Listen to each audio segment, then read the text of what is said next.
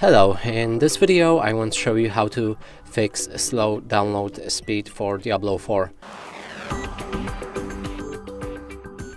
And to do this, first thing is to make sure that you have latest Battle.net launcher. So there's a sign for it right here.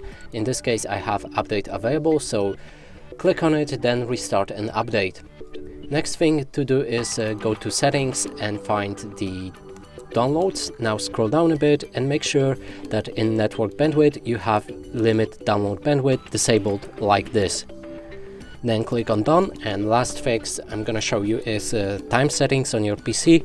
So make sure that you have automatic date and time set on your PC, as this causes a lot of problems with downloads and overall network browsing. So go to the start, here open the settings.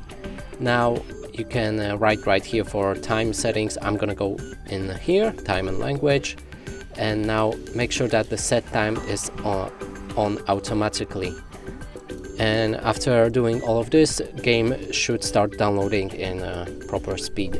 And that's it for this video. Hope you like it. Please consider subscribing to our channel, leave a like and a comment below.